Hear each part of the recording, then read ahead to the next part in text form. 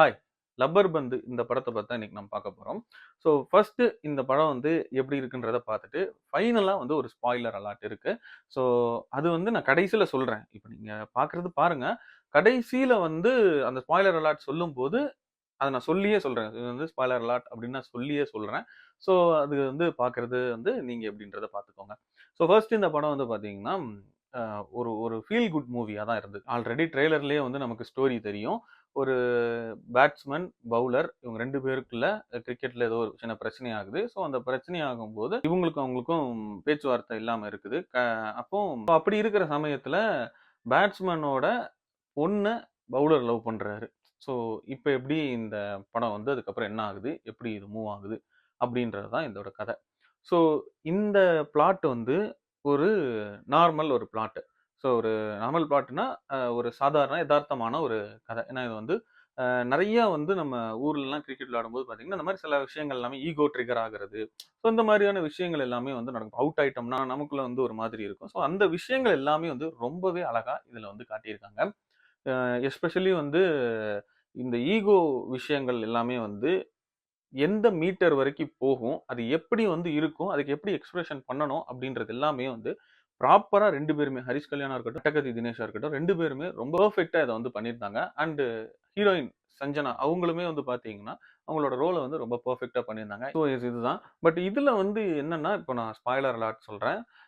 என்ன அப்படின்னா, இப்ப கிளைமாக்ஸ் எல்லாமே ஓகே. அ எதையுமே நம்ம குறை சொல்ல முடியாது. எல்லாமே நல்லா இருந்துச்சு. ஏன்னா தியேட்டருக்குள்ள போயிட்டு வரும்போது ஒரு ஃபீல் குட்டா தான் இந்த மூவி இருந்துச்சு. நம்ம ஒரு டிப்ரஷன்ல போறோம் அப்படின்னாலுமே, இப்ப சில நேரம்லாம் டிப்ரஷன் இருக்கு. நம்ம படத்துக்கு போவோம். சில படம்லாம் நம்மள ட்ரிகர் பண்ணி விட்டுரும். என்னடா இது படம் இப்படி இருக்கு அப்படின்னு சொல்லி ட்ரிகர் ஆகும்.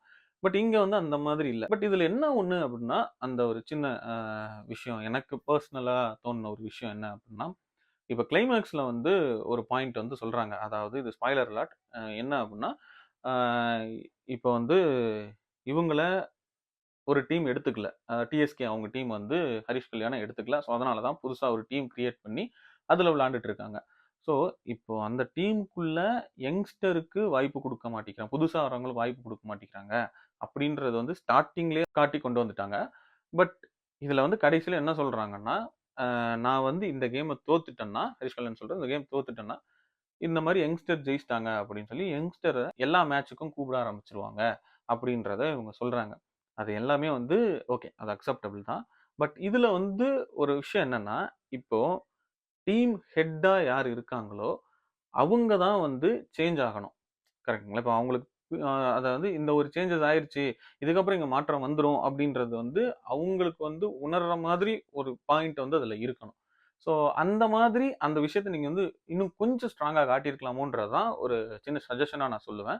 ஏன்னா அத காட்டாம ஜஸ்ட் நான் தோத்துட்டேன். அவங்க டீம் நம்ம ஜெயிச்சுட்டோம்னு நெனச்சு, இத பத்தி மெயினா இந்த ஒரு விஷயத்துக்காக தான் தோத்துருக்கேன். அந்த ஒரு விஷயம் அவங்களுக்கு தெரியும். ஒண்ணு இவங்க ஜெயிச்சுட்டா என்ன ஆயிடும்? அந்த ஜாலி பாய்ஸ் டீம் இவங்க எடுத்துக்கிறாங்க அப்படின்ற மாரி. ஸோ அப்ப எடுத்துக்கிட்டாங்கன்னா, இவங்க கண்டிப்பா யங்ஸ்டர்ஸ்க்கு ஹரிஷ் கல்யாண் எல்லாருமே யங்ஸ்டர்ஸ்க்கு வாய்ப்பு குடுப்பாங்க.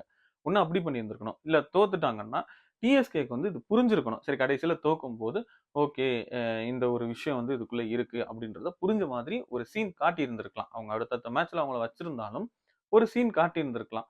காட்டியிருந்தாங்கன்னா, இது நீங்க சொன்னது பெர்ஃபெக்ட்டா ஃபிட் ஆயிருக்குமோ அப்படின்றது தான் அந்த ஒரு இடத்துல எனக்கு பெர்சனலா ஃபீல் ஆச்சு. மத்தபடி ஓவராலா அந்த படம் எப்படி இருக்கு அப்படின்னு பார்த்தீங்கன்னா, ரொம்ப நாள் கழிச்சு ஒரு நல்ல ஒரு ஃபீல் குட் மூவியா இந்த லப்பர் பந்த் இருக்கு.